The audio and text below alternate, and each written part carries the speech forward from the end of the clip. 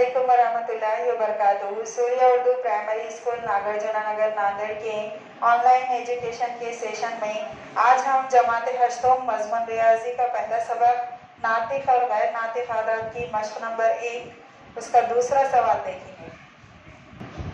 जमात हश्तम के तलबा तालिबात इधर देखिए, सवाल नंबर 2 है। दिए हुए अददी ख़त को देखकर पूछे गए सवालों के जवाब लिखिए।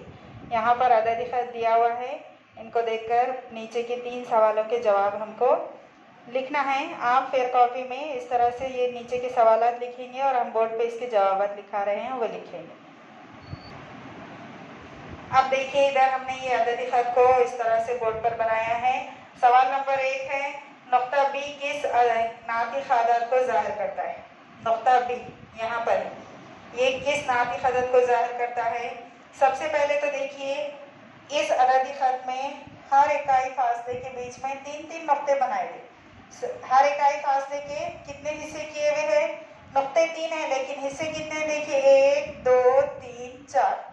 हर इकाई फासले के 4-4 हिस्से हैं। हमने पहले सवाल में देखा था, हर इकाई फासले के जितने हिस्से होंगे नसबनुमा में उतना आएगा। तो यहाँ पर हर इकाई फासले के 4 है, तो सबके नसबनुमा में क्या आएगा? 4 आएगा। अब हम इनके आदात लिखेंगे। हर नुक्ते पर कौन सा नातिक अदद आएगा। सबसे पहले यहाँ पर सिफर है। सिफर के बाद यहाँ पर आएगा 1/बटे में क्या आएगा? 4 आएगा, क्योंकि हर इकाई फासले के कितने हिस्से हैं? 4 है।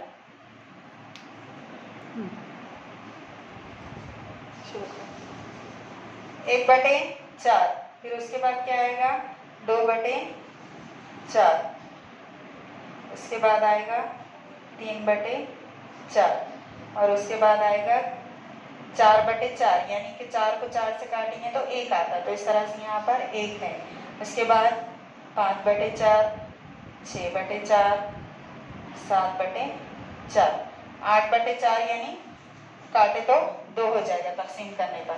उसके बाद है 9/4, 10/4, 11/4। उसके बाद 12/4, यानी 4 एकम 4, 4 तिया 12। इस तरह से यहाँ पर 3 आएगा।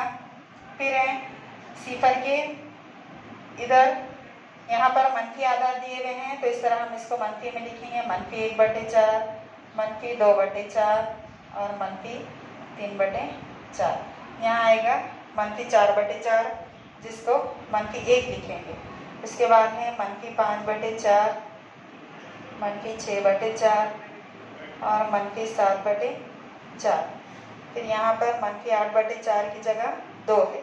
फिर -9/4, -10/4 और -11/4 और यहाँ पर -12/4, यानी कि इसका जवाब आएगा तकसीम करने पर -3।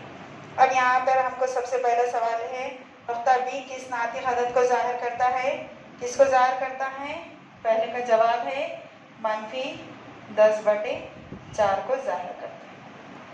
उसके बाद दूसरा सवाल है, अदद 1 सही 3/4 किस नुक्ते से ज़ाहिर किया गया है। अब देखिए, सवाल नंबर 2 में 1 सही 3/4 आया। 1 सही 3/4 यानी कि ये कसर है मुरक्कब कसर। इसको पहले गैर वाजिब कसर में हमको तब्दील करना पड़ेगा। 4 से 1 को ज़रब करने पड़ेगा और उसके बाद 3 को जमा करना पड़ेगा। 4 एकम 4, 4 में 3 मिलाए 7, 7/4। तो अब ये होगा सवाल के 7/4 को किस अदद से ज़ाहिर किया गया। 7/4 यहाँ है शक्ल में और इसके ऊपर नुक्ता सी है, तो इसलिए जवाब नंबर 2 आएगा नुक्ता सी।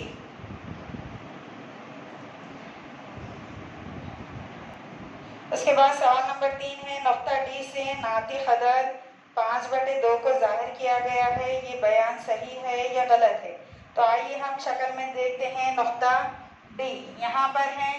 नुक्ता डी के नीचे क्या है? कसर नातिक अदद 10/4 है, तो यहाँ पर बता रहा है कि नातिक अदद 5/2 से ज़ाहिर किया गया 10/4। नुक्ता डी पर देखिए 10/4 है, तीसरे का आपको हल बता रहे हैं। नुक्ता डी पर 10/4 है, तो हम इसको तकसीम करेंगे। 2 दूनी 4, 2 पंजे 10। मुख्तसर करने पर ये क्या आएगा? 5/2। तो इस तरह से ये बयान सही है कि नुक्ता डी को 5/2 से जाहिर किया गया। तो आप यहाँ पर लिख देंगे ये बयान सही है।